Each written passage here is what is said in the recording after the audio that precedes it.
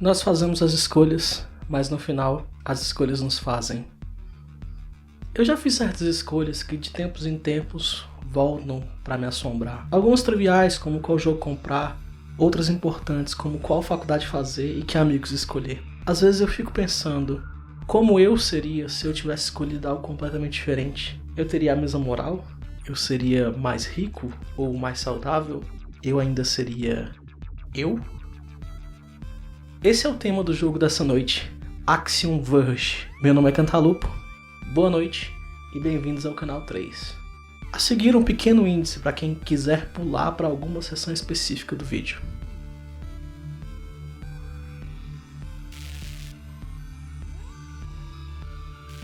A apresentação do jogo é na famosa Beat Art, que lembra os gráficos de Super Nintendo e do Mega Drive.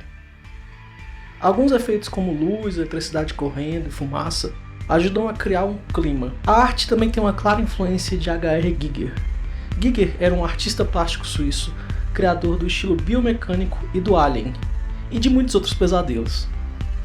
Este simpático senhor fez até um Necronomicon próprio. Essa influência está nas paredes pulsantes e nos corredores que parecem ser formados de metal e ossos, mas fica ainda mais evidente nos Rosalki, que são muito parecidos com as mulheres de Giger. Outra influência na arte é Super Mario Bros. E seus pontos negativos. As animações são muito bonitas e funcionais, e algumas delas ajudam na jogabilidade, então vou falar mais delas na seção sobre desenho de jogo. A música em geral tem um tom sinistro, em que parece que alguma criatura vai sair rastejando e atacar. Em certas partes do jogo, as melodias são empolgantes para condizer com a ação. Essas partes mais rápidas têm influência de Yuzo Koshiro, que é o compositor de Streets of Rage. Todas as músicas são músicas eletrônicas que lembram os sons do Super Nintendo e do Mega Drive, e geralmente tem um baixo bem marcado. A minha favorita absoluta é o tema de combate, chamado Trace Rising, que só tem um problema, dá vontade de largar o controle e sair dançando.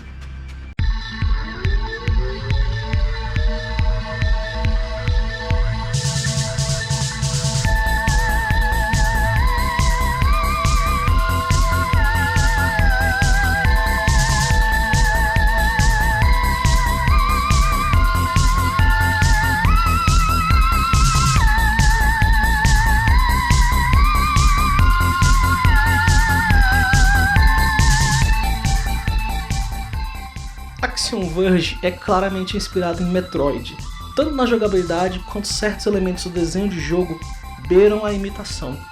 A progressão do jogo é linear e é bem difícil de se perder. A dificuldade do jogo está no lado mais fácil do gênero. Jogando no modo difícil a primeira vez eu morri 29 vezes na primeira vez que terminei o jogo e nenhuma vez na segunda. O movimento de Trace é fluido e responde bem à maioria das ameaças. Ele não é rápido, mas o ambiente tem um tamanho correto para não parecer que o personagem se arrasta. A exploração é linear, mas guarda muitas surpresas. Inclusive é possível encontrar mundos secretos através de glitches no cenário. O legal é que esses mundos foram inspirados nos mundos negativos de Super Mario Bros, que também são glitches do jogo. A arma do jogo, o Axiom Disruptor, vem com vários tipos de ataque que vão sendo encontrados durante o jogo e abrem diversas opções para lidar com os inimigos. Por exemplo, é possível com a arma de choque destruir inimigos através das paredes e obstáculos. Os efeitos sonoros e a animação das armas são ótimos, e é possível ver o coice que a arma dá ao atirar. E o efeito quando o inimigo é atingido é tão satisfatório que só é superado pelo efeito de quando o inimigo é destruído. Esses dois melhoram a interatividade porque sempre é possível ver quando a arma está ferindo os inimigos. Os cenários, além de serem bonitos, influenciam a jogabilidade. Eles tiram uma página do livro de Metroid ao usar códigos visuais para explicar ao jogador o que vem a seguir e evitar a frustração por tentativa e erro. Por exemplo, antes de encontrar o primeiro chefe do jogo, se encontra uma sala com esse desenho e a entrada da sala do chefe é vermelha. No próximo chefe, o jogo dá o mesmo aviso, e beneficia o jogador que está prestando atenção, pois assim ele pode escolher salvar o jogo antes de enfrentar o chefe. E o cenário aqui ajuda a contar a história. É possível ver que um grande massacre ocorreu que foi há muito tempo atrás pelo estado dos corpos. O movimento e as diversas opções de ataque funcionam bem nas lutas, e é possível vencer chefes do jogo e a maioria dos embates sem ser atingido ao calcular bem os pulos e o lugar da arena onde você vai ser atacado. Inimigos que permitem uma resposta ao jogador são uma característica do bom desenho de jogo, já que eles reforçam a interatividade. E alguns chefes permitem mais de uma abordagem. Por exemplo, no segundo chefe, chamado Telal Variant, é possível vencê-lo com um ataque frontal em que você tem que combinar movimentos de desviar dos projéteis inimigos e contra-atacar. Mas, outra estratégia possível é usar os frames de invencibilidade para atacar o inimigo por trás. O único problema que eu tenho com a jogabilidade do jogo é o gancho, que é desajeitado. Ele exige uma velocidade e precisão além de tudo no resto do jogo. O jogo melhora muito quando ele se torna obsoleto, com a melhoria de teleporte. Essa sessão tem revelações sobre o enredo de Axiom Verge. O jogo tem uma história simples.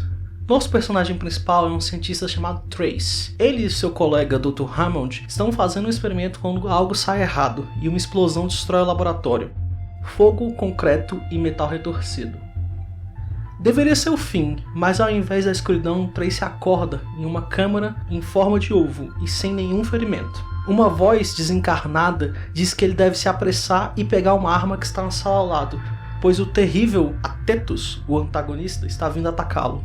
Então Trace pega a arma, começa a explorar esse lugar alienígena e é atacado por criaturas grotescas que lembram humanos deformados. Trace, depois de destruir um deles, consegue encontrar a dona da voz que vinha lhe dando instruções. Elsa Nova, uma criatura biomecânica.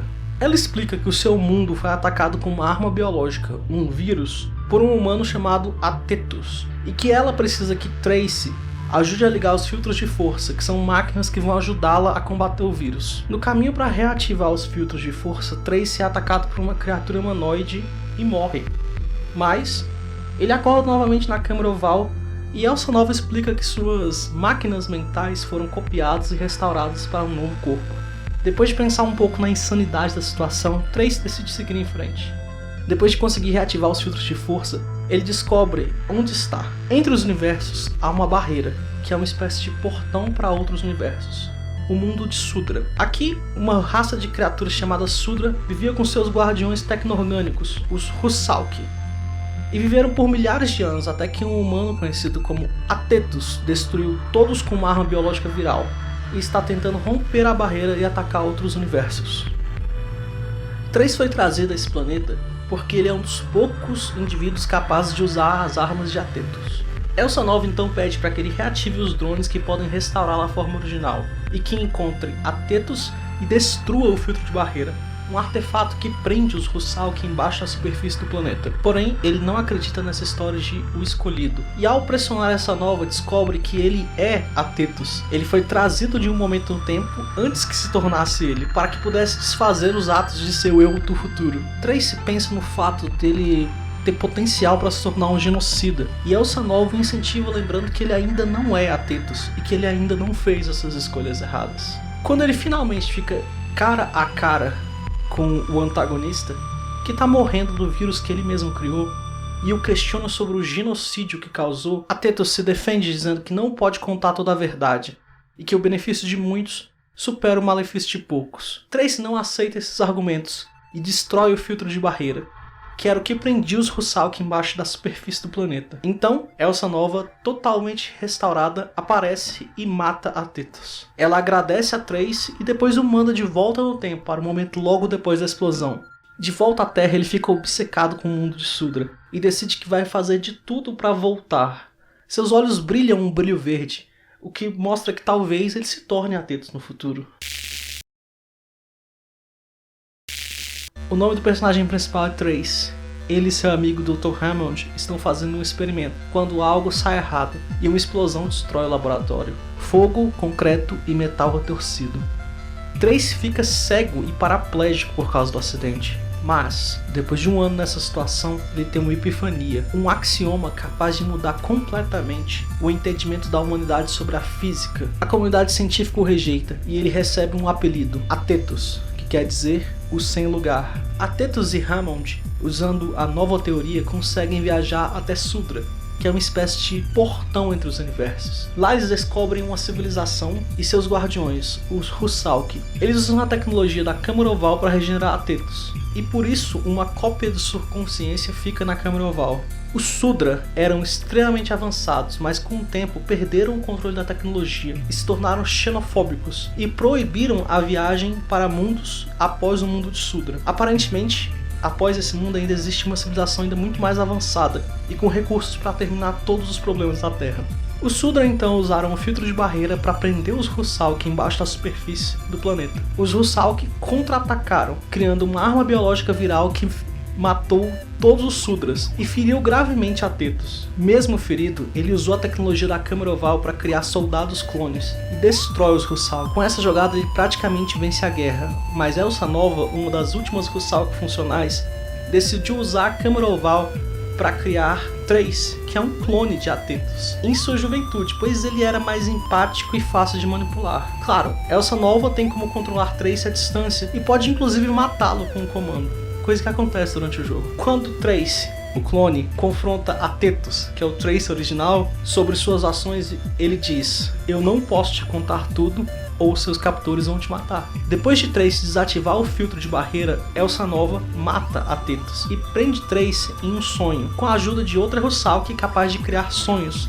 Sonhos tão reais que são como mundos inteiros, em que ele está de volta na Terra. Mas, depois de um tempo sonhando, o subconsciente de Trace o ajuda a acordar. Seu eu mais velho, Athetos, aparece no sonho com uma arma, atira nele e diz: "É hora de acordar." A história verdadeira só pode ser acessada ao se completar 100% do jogo. E nela, o herói, na verdade, foi manipulado e é um agente de forças que ele nem compreende. Os personagens são ricos e cheios de camadas, e nenhum é uma caricatura da maldade pela maldade. Athetos, como antagonista, não faz o que faz apenas para adquirir poder, mas com certeza ele perdeu seu rumo na busca por conhecimento. Elsa Nova, apesar de manipular Trace durante todo o jogo e de estar envolvida em um genocídio, ainda é comovida pela empatia dele e pela vontade de ajudar. Tanto é que no final ela não o mata, e sim o prende em um sonho bom. E Trace é um protagonista que questiona todas as informações que recebe e tenta encontrar um meio termo no conflito. Ele não assume um lado e decide que vai automaticamente matar o outro lado. Eu gostei muito da jogabilidade, das músicas e da exploração. Tudo é muito bom. E a história é algo que eleva esse jogo acima da média do gênero. Quando se retira a capa de ficção científica e fantasia, ela se revela uma história sobre perspectiva, ilusões, manipulações e escolhas, que é muito bem exposta tanto em texto quanto em jogabilidade. E eu adoro que quando se tem todas as informações, os fatos passam a ter outra interpretação, o que é muito relevante nos tempos que a gente vive. Jogando esse jogo, eu me peguei pensando um pouco nas escolhas que eu fiz, não tanto em certas ou erradas, mas nas melhores que eu podia fazer naquele momento no tempo. Eu cheguei à conclusão de que eu não posso me culpar por certas coisas, porque naquele momento no tempo eu simplesmente não tinha as ferramentas para fazer algo melhor. Sim, eu escolhi o jogo da Liga da Justiça ao invés do jogo Yoshi Island do Super Nintendo. Eu vou deixar aqui uma nota para Axiom Verge, porque dar nota para as coisas é divertido. É um jogo no mesmo gênero de Super Metroid, mas é mais fácil e mais linear. Tem uma história ambiciosa que só se revela para quem termina o jogo por completo e permite várias interpretações. Eu recomendo. Para você que veio até aqui, muito obrigado pelo seu tempo, boa noite e até mais.